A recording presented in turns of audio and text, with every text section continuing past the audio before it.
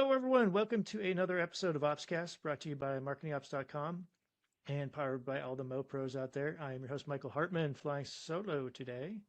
Today, I'm joined by Michael Yehoshua, another Michael, Chief Marketing Officer at WiseStamp.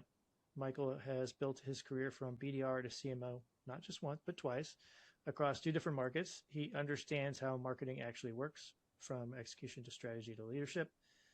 But the reason for this conversation is a little more provocative. He walked into a $500,000 18-month rebrand and scrapped it. Then he rebuilt it in 2 months for a fraction of that, $22K, using AI. But that wasn't really from what you might think, generating more content, but by using AI to listen to customers at scale and apply that. And then he took it a step further, reverse engineering how LLMs surface information and reshaping their entire growth strategy around it. So if you're in ops, this isn't a tools conversation per se, but it is about decisions, how decisions get made differently now. So Michael, thanks for joining us. Thanks for having me, man. Yeah, this is going to be fun. It's been a while in the making here. All right, well, let's like just dive right in here. Like, you walked into a nearly complete $500,000 rebrand. I've seen these kinds of things, and then you decided to kill it. Like, one, like, how did you make that decision to kill it? Because that's a bold decision early on. And what was it that you saw that made you so confident that that was a wrong approach? Very well. So, fantastic question. And it looks like I'm not the only one who has done this in the past. Now, let me frame this by giving you a little bit more context. So, it was about 2.5 years ago, and YStamp, then under the previous VP of marketing and the CEO, understood that it was time to do a rebrand. Now, the rebrand was done for a specific purpose, but the way that they approached it was the traditional way you would do a rebrand. Here's what they did. They wanted to really make an impact. And so they went out and they interviewed the top 3 agencies that they can find. And the way they did it was they found the agency that gave them the highest price, and they said, that's the agency that we want to work with. Really, they said, we're not going to half-ass this. We're going to do the best that we possibly can. And really, hat off to them. And they really did. They got the agency with the biggest logos, with the most beautiful designs. And again, when I saw the designs, it was already very late into the process. It was 1 year and 8 months in when I joined the company. And again, when I walked into the room, I saw beautiful concepts. I saw beautiful Sorry, did you say a design. year and 8 months into the project of rebranding? Of course. Oh my Listen, God. rebrands are very expensive. Think about I know. companies like Jaguar, who had a disastrous rebrand, although their logos were very nice. The new logo I thought was beautiful. I thought the colors were really nice, but the entire message was wrong, and that's why it backfired. Think about Okay. Cracker Barrel, right? They spent $700 million over the course of 6 to 7 years on that rebrand, and they lost $100 million overnight, and then 262 million in value loss, because again, it's not about rebrands are not about just making a prettier logo. It's Agreed. really not it. It's really not that. It's about the concept. And what I understood was that the logos are nice, but the concepts are completely wrong. And I asked myself the question, why is the company doing the rebrand in the first place? And the reason was, it was because YStamp is a company that was moving up market. Bit of Mm, context, YStamp is a company that helps businesses manage their email signatures from a single place. okay. And for Yeah. many years, like the first 18 years of YStamp, they were selling primarily, we were selling primarily to smaller businesses. Think about SMBs, small to medium sized businesses. Now, the company had built a lot of enterprise ready features, and now the security, the features, everything was built for enterprise, and now it's time for the company to move up market. And when I was hired, it was during the company's rebrand, and I understood that even though the logos are nice and even though the colors are great, the concept was incorrect, and I did not want to be another one of those companies like Gap, like Tropicana, of course, like Jaguar, and like Cracker Barrel, who invested a significant amount of time and money only to completely flop afterwards. Yeah, that's crazy. So yeah, I mean, like my reaction to the year and 8 months, it just that seems. I get that rebrands take time and effort and money, especially if you outsource it. But if I think my visceral reaction to that timeline is that, I mean, you're not a huge company, right? It shouldn't take that long to go through all that. So But that's what I was reacting to. when you work with large agencies, this is usually what happens. These are very slow, drawn out conversations. Obviously, they bill by the hour, but Yeah, but even so, thinking of concepts, just even if you look at like even Walmart's rebrand, which was again a tremendous rebrand that cost them so much money, and all they did was they made the sun like from this big to like this big, and that was the whole rebrand, and it cost them so much money, and everyone right. wondered where did all the money go. But think about all the countless of meetings and all the millions of ideas that were pitched, and that costs a lot of money. And again, this was the top agency in the country working with a brilliant CEO and a brilliant VP marketing who really knew what they wanted, but unfortunately, the way I see it, because I come from the world of enterprise and I've been in cybersecurity for a decade, I see things very differently. And the benefit that I have was I had the outside view still when I joined the company, and tremendous kudos to my CEO for believing in his new CMO and giving me the opportunity to make that call. Because think about the sunk costs into this rebrand. Right. Think about the almost 2 years. Think about the 500,000, and then comes this new hotshot CMO who says, "Yeah, we need to scrap it." Just think about the It's a tough level of call. confidence CEO must have had, and tremendous respect to him for allowing me to make this change.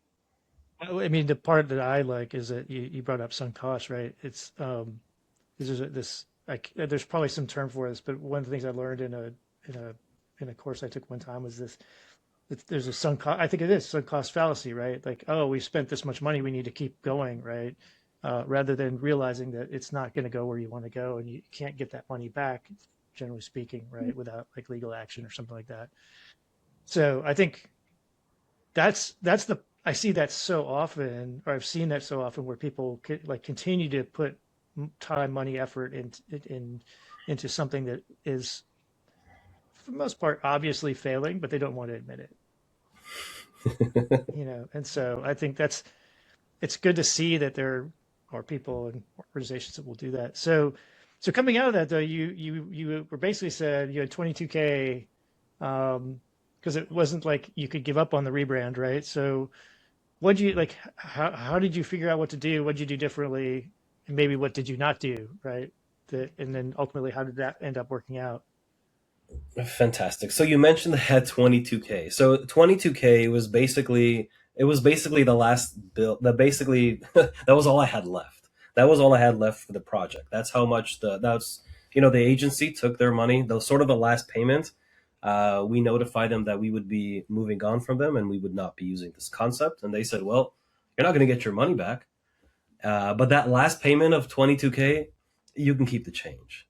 And so my CEO told me, "Well, if you think that you know what you're doing, well, that's all you got." And so I said, "You know what? I think that'll be more than enough."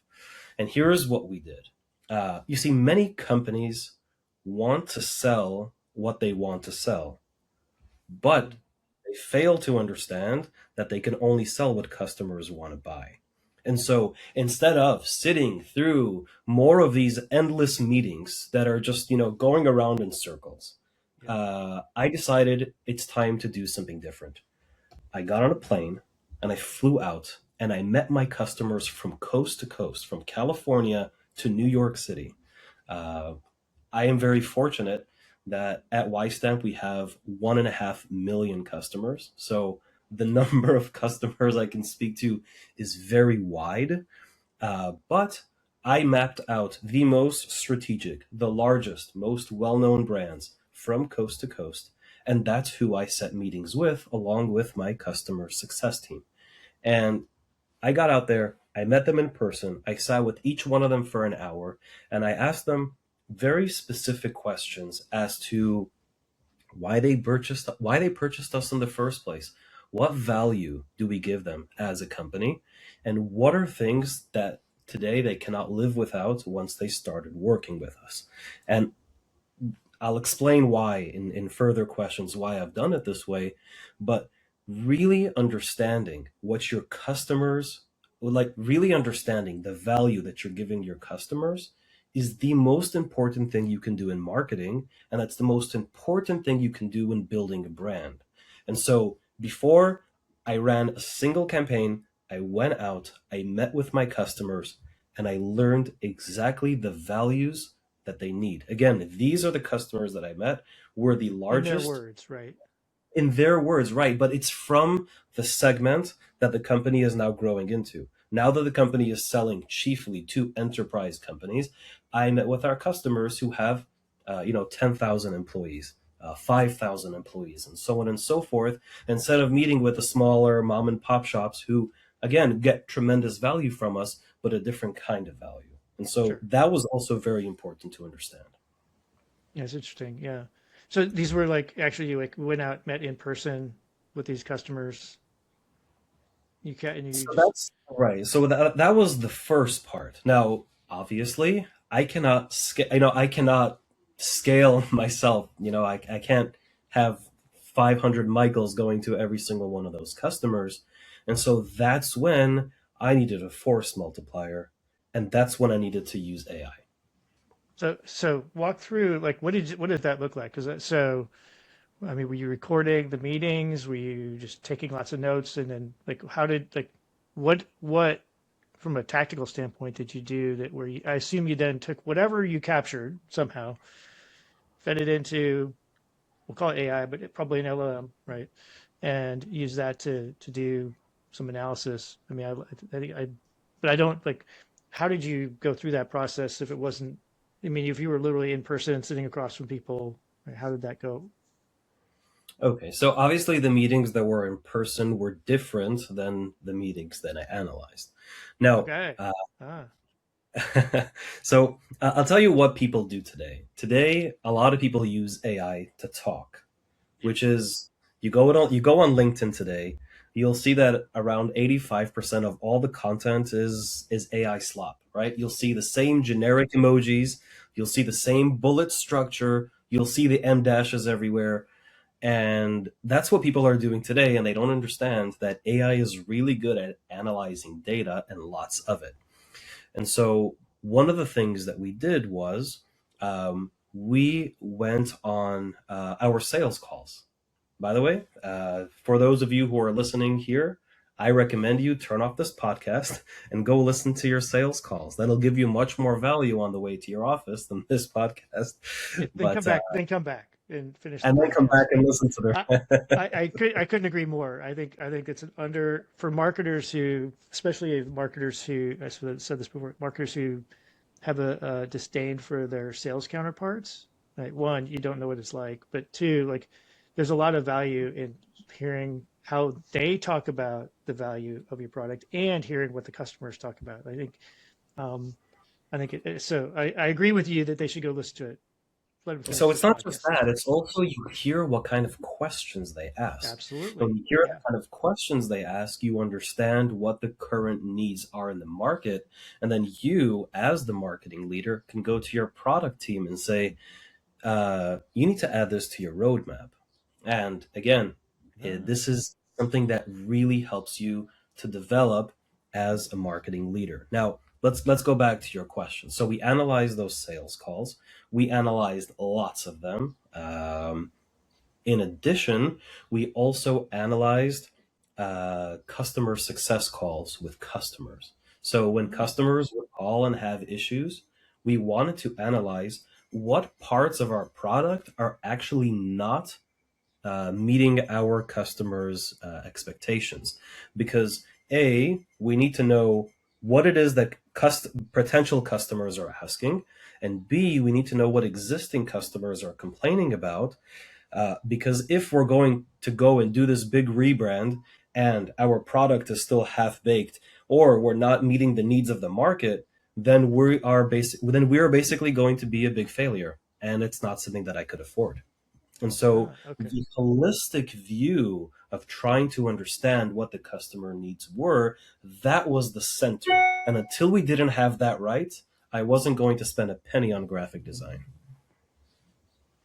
Okay.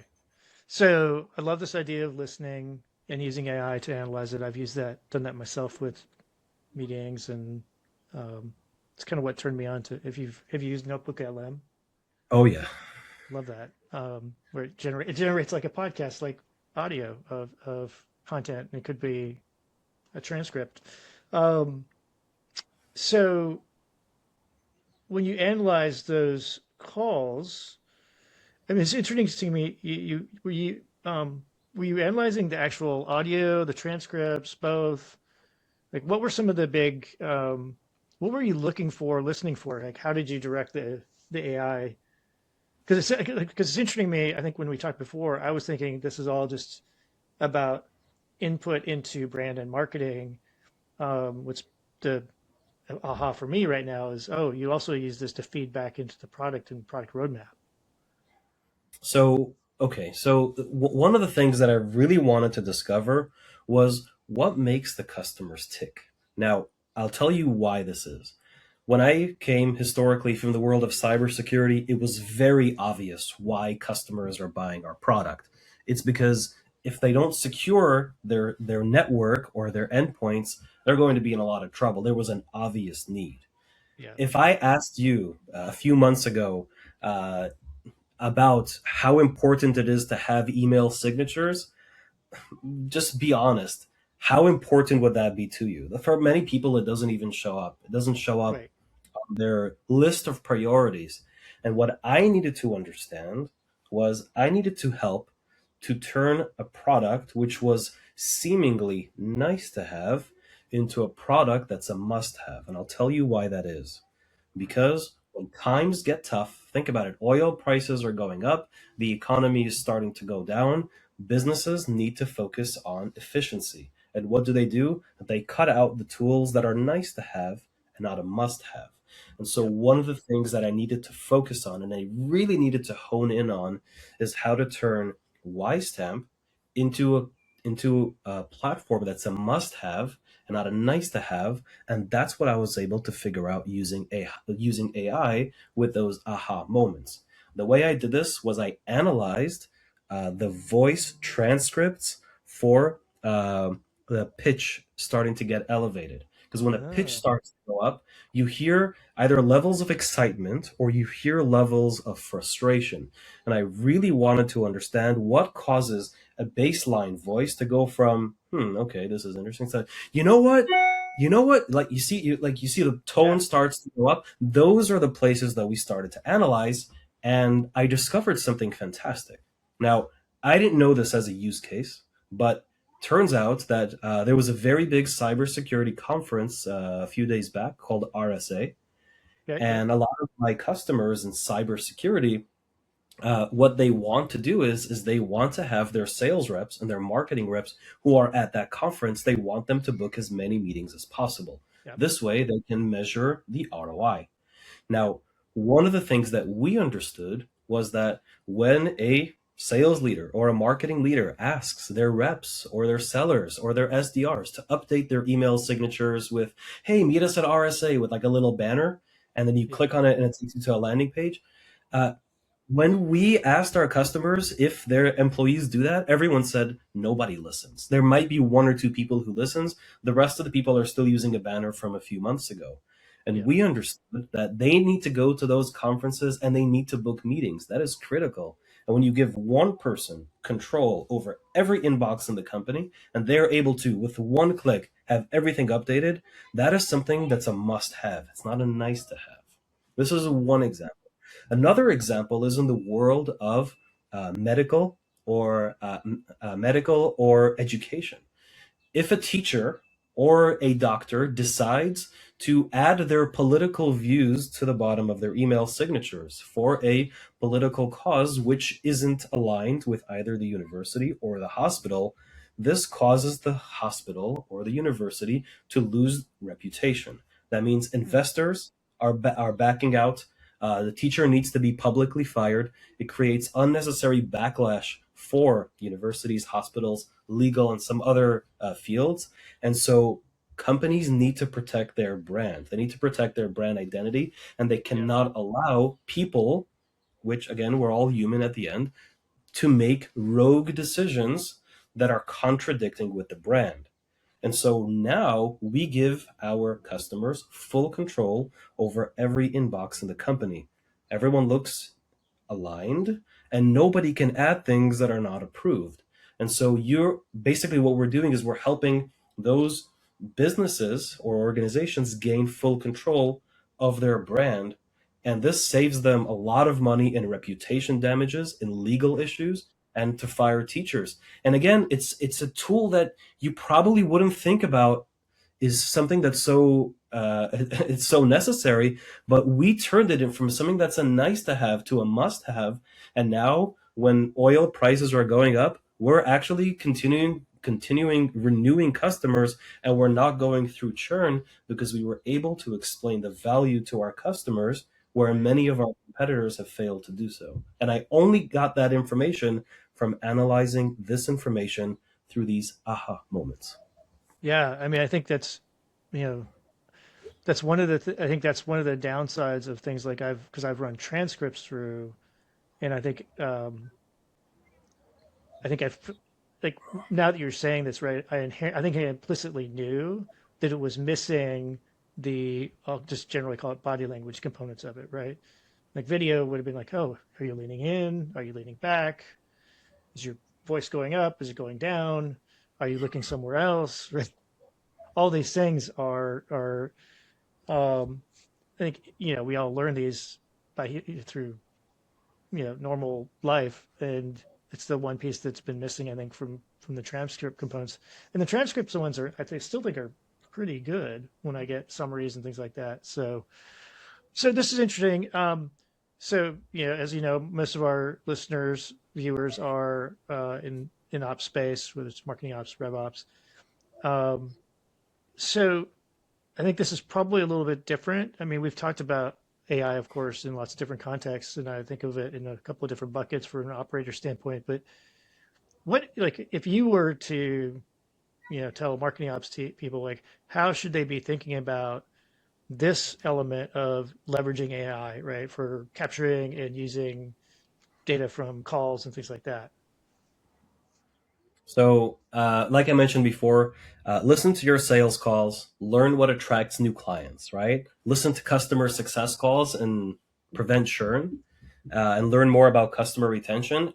And on the ops side, try to connect all that data either to Claude or to Notebook LLM or to some of those AI tools in order to analyze that information, because you will be surprised by the amount of tremendous insights you can learn from just being a fly in the wall in those conversations. Yeah, Today, we are very fortunate that almost everybody has these kinds of tools available. And again, use any tool that you want. The ones who record those calls, right? On customer success, obviously they're recorded. For sales, sometimes they are, sometimes they're not, depending on the client. But sure. you should have those, and you should be able to connect it to a centralized place. Again, I personally love Claude, but I also work with Gemini. I work with ChatGPT. I work with a Notebook LLM. I work with some of the others. Use any platform that works for you and analyze that information, because that's where the treasures are hidden. Um, Would you, so in my mind, like, a lot of this should feed into if there was like a product marketing type function, right? Is, because they're going to be, ultimately, I think it should feed into how do you communicate to customers, whether it's through website, pitch decks, whatever. And typically, I don't think this is a space that ops people have been involved with, right? So, I mean, would you recommend to people listening, if you're an ops, to go like, hey, I think we should be doing this, right? We should be going and taking advantage of all these sales calls that are being recorded. Customer success is one I hadn't really thought about, but it's a great one. Like, So try to get would you recommend that's right. something they should like I encourage would them say to take that as something to push forward in their organizations? For sure, because if you're in ops, you should have access to those tools. And if you go ahead and do this kind of stuff, you would be considered as a forward thinker. You would get a lot of appreciation from either your manager or the one above your manager. And it's a very, very good way to jump forward in your career. Again, I had my ops people, my product marketing people come to me with some of these ideas as well over the years. And those are the ones who got promoted. So the ones who really thought a step further, it goes a long way. Gotcha. All right. So, so ultimately, right, this helped fed into stuff that you had to then take out into the marketplace, whatever, right? So, how did, let's call it distribution, right? How did you start to take that and turn it into content? How did that affect? I think at the top of this, we talked a little bit about when I introduced you, talked a little bit about search versus LLM based, I guess, search. But like, how did that feed into what you did from a content standpoint, especially thinking about how you were discoverable, I guess. Okay, so this was a very, very big challenge for us. So in early 2025, after many Google core updates, we started seeing that there were some drops in SEO. Now, those drops in SEO, we didn't know this at the time, but this was basically Google preparing the world for AI mode, where that was sort of going to be the new way that Google was going to search. And so while we were dropping in, while we started seeing drops in search, um, and obviously the LLMs were starting to rise, Yeah. we decided that we're going to build a tool in house to try to learn about how LLMs think. Ah, So here's what we did. We built a tool that maps every single query where our brand was mentioned per week. And then we went ahead and analyzed the results. So anytime the name WiseStamp was mentioned by any LLM, we checked ChatGPT, we checked Gemini, we checked I forgot there were a few others that we checked. Um, basically, what we did GPT. was Yeah. Yeah, basically what we did was we mapped every single time that our brand was mentioned. We wanted to see what it was ranking us for. We wanted to see which pages it was pulling the answers from. And Mm. so what we wanted to do is we wanted to make sure that we are ranking number one consistently across every single LLM for our new positioning. And it looks like we hit gold. So, you say you built this in house. Like, so is this kind of like, I mean, there's been a couple of tools out there for search, like understanding what search terms are used for your like brand related terms and all that. Is it something like that, but looking at the activity that's going on in the LLMs? Is that kind of what you're talking about? That's correct. So Ahrefs also has a tool that does this. I've seen a few other really cool AI mapping tools that do this kind of stuff. So we pulled a lot of we got a lot of ideas from there, and this was something that we slowly developed over time. But ultimately, it really, really helped us to map out what was missing on our website, right? What content was missing on the website? What websites should we invest in for backlinks? Think about it. Okay. A lot of times, the information that's written about your company online is going to be cited, whether that's true or not. See, LLMs work a little bit differently than Google search. Right. Google search is very focused on getting the most accurate information. They do a few tests on it, and then Google decides how to rank it. LLMs don't think that way. They want to give you answers, and they want to give you answers very quickly. And the way that they do things is different than Google does. And we wanted to understand, if we do certain things, how will that impact the LLMs? And so when we started seeing the list of websites that were being cited or sourced by those LLMs, that's how we knew where to put our content, where to sponsor our content, where to Oh, purchase backlinks from. And so we sort of did it backwards. And what we saw was everything that we wanted the LLMs to say about us. That's how it did it, because we knew where it was pulling the information from. Now, granted, this did become more complex over time. And even today, with all these updates, they continue getting smarter, and we need to continue outsmarting the system. But with having that holistic view and understanding how they think, and each one thinks a little bit differently, we need to know how to do that. Over time, we moved on from the agency and brought in a full team in-house to handle this. But that's one of our biggest bets, and I really think that this is going to be a tremendous difference maker for us. Yeah, it's interesting. So, maybe challenge this a little bit. So when I've done like a lot of search stuff in my career, and one of the things I got to the like beliefs I have is that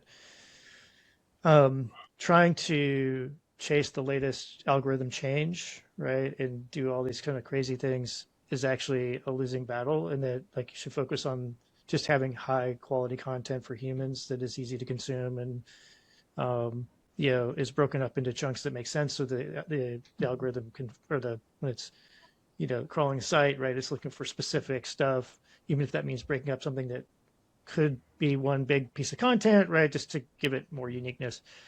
Is it are you finding that it's a similar approach that you would do for content for LLMs, where you just focus on the content? I know you talked about backlinking, and I'm sure that is important. Or are you like making fine tuning adjustments on a regular basis?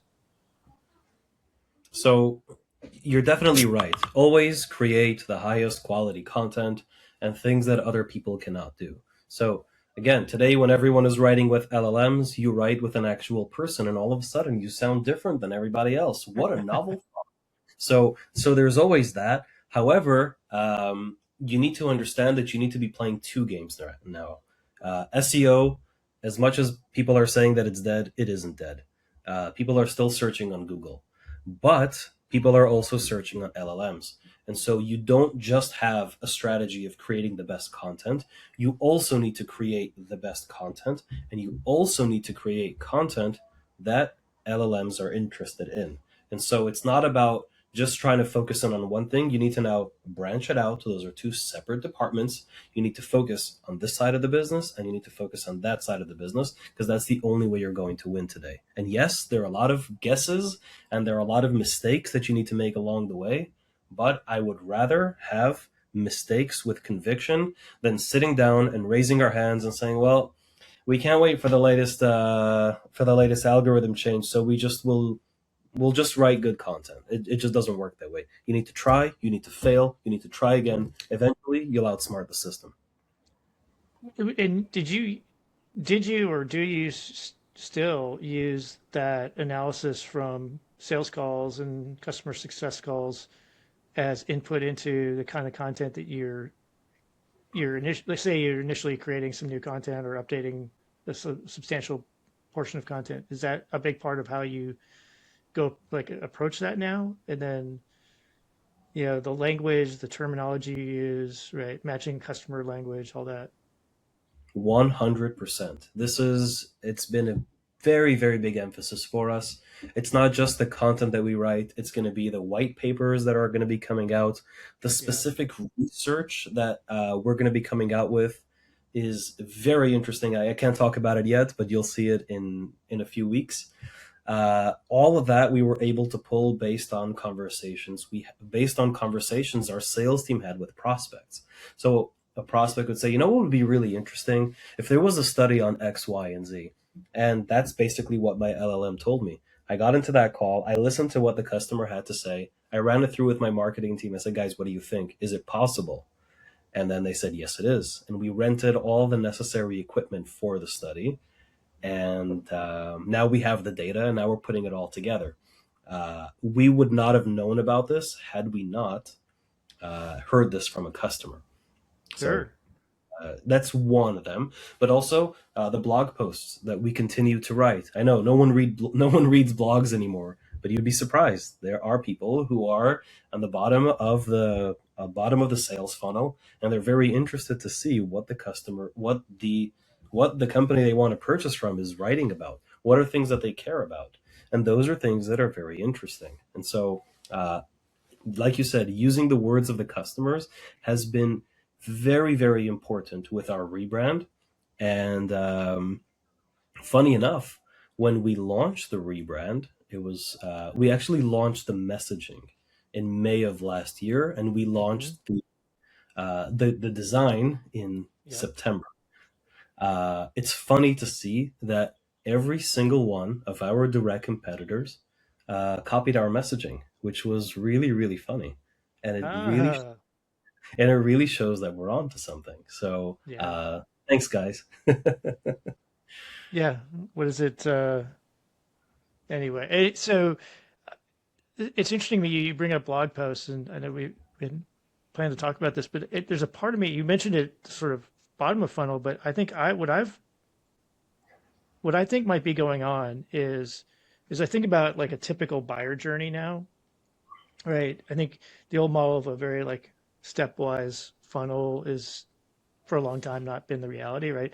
I think there's a lot of stuff happening where we have no idea beforehand.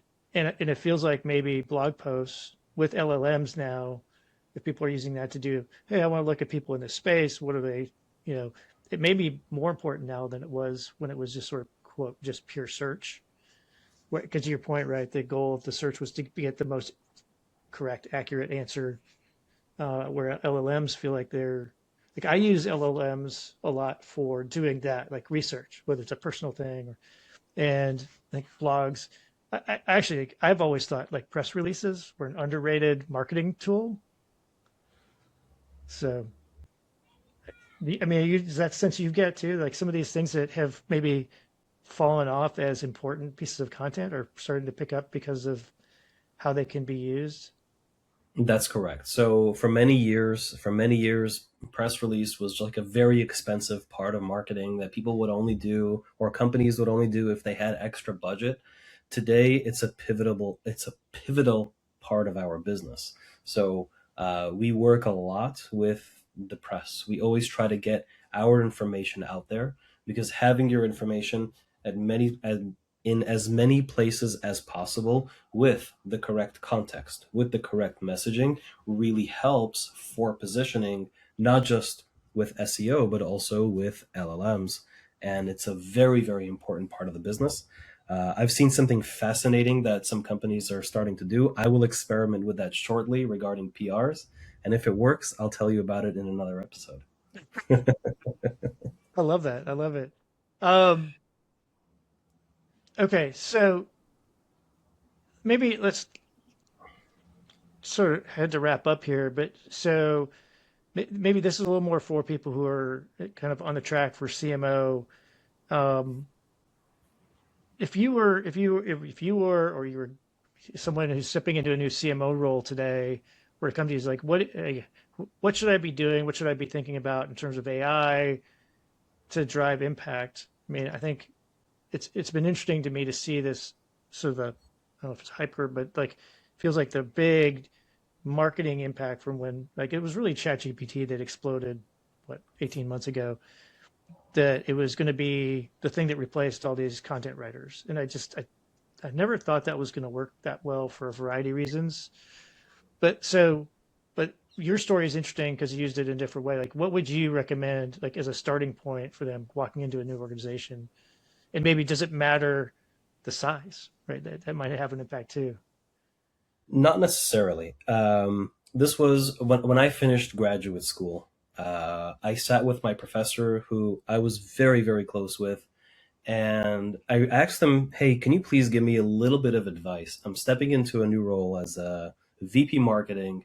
Um, it was my second time as VP marketing, but it was after a break where I worked my way up from BDR all the way to VP marketing. And I asked them, listen, I have all these amazing ideas. Like, how am I supposed to begin? And my professor looked at me and said to me, before you do a single campaign, I want you to take your whole list and I want you to throw it in the trash. I want you to get on the bus, get on the train, get in your car, and go out and visit your customers. I spoke about it earlier in the podcast. Your Yeah. customers hold all of the answers. And so you go to those customers and you ask them, why did you purchase us in the first place? What other companies did you consider during this buying cycle? You learn about the values that the customers are using. They're using your product. Are they using your product in an innovative or in a new way? Mm. Uh, there's a lot of things that, again, a lot of things that we have today, products, consumer products, software, they started off as one thing and they ended up something else because customers used it in a specific way where it turns out that it actually gave much better value elsewhere. So you need to have all that information. Once you have all that information, uh, connect everything to Claude. I'm kidding. Uh, but you need to analyze lots of data. The truth always is where the data is and where the money is. So Yeah. listen to your customers, understand where you're spending money, right? Understand, right? You're probably going to have a growth marketing, you're going to have a brand marketing, you'll have a demand generation team, you'll have email automations, you'll have a lot of different avenues in your business. You have to understand where you're spending the money, where you're getting ROI. Are you getting more ROI from events than from digital marketing? Like, you'll need to have all that information. And based on that information, coupled with the knowledge that you're getting from your customer base, that's how you will know how to lead your business going forward. That would be my advice. Yeah. I mean, it's interesting because like it was nothing about technology. It was all about getting out there and listening, asking good questions and listening, which is, I think it's interesting that your background is you were a BDR to start with, because I think that's one of the most important parts of being in that kind of, I ran a team. I had to build it. So I did that first in a new company, new industry that I didn't know anything about. And I just had to figure it out. And it was always interesting to, it's funny how in those early stages and something like that, where you get questions that are not really the question, because let's say they fill out a form on your website. It's not the question they actually have, right? But they feel like they have to get something in succinct. And so you have to ask additional questions to kind of get them to draw it out, whether that's through email or a call. And so I think that's a skill that more people should develop, right? Is asking good questions and then keeping their mouth closed. Right. But it's not just that. Like when I moved up from BDR to marketing manager to uh, head of content to head of marketing to VP marketing, like these were I needed to sort of do every single step in the marketing and in the sales journey to get to where I am today. And so I have really a deep appreciation into basically every stage of the marketing funnel. Yeah. And today I'm able to lend a helping hand, and not only to be strategic, but today, as you move on in your role and go into higher levels, you have to be more strategic and less hands-on, and you need to entrust the people on your team to make a lot of those decisions and to do a lot of those things. And so you have to always be asking the right questions, and you have to ensure that you're steering the ship in the right direction, because that's what's expected of you. It's less the hands-on and more of the thought. Yeah, Yeah. Yeah. No, it's again, like it's a skill that I think is, people will talk about it as a soft skill. And it's to me, it's just a skill, right? And some people kind of come into this world with sort of more natural gifts towards that, but it can be developed, right? You can become competent in it, but you have to work at it. for sure. So, well, why don't we wrap up there, Michael? This has been a lot of fun. I mean, this is a fascinating story to me about how AI was used in a very different way than what I see a lot of stuff talked about, right? So, thank you for sharing that. If folks want to continue the conversation and add to your LinkedIn slop or something, like, what's the best way for them to connect with you on that? Well, add it to my LinkedIn slot, but really, you could just follow me on LinkedIn. I'm pretty active there. Just write my Okay. name, Michael Yehoshua. I'm there. All right, perfect. Well, Michael, again, thank you so much. It was a lot of fun. I'm glad we got to do this. Thanks again to our audience out there. We appreciate your support. As always, if you have ideas for topics or guests, or you want to be a guest, you can reach out to Naomi, Mike, or me, and we would be happy to get the ball rolling. Until next time, bye, everybody. Thank you so much.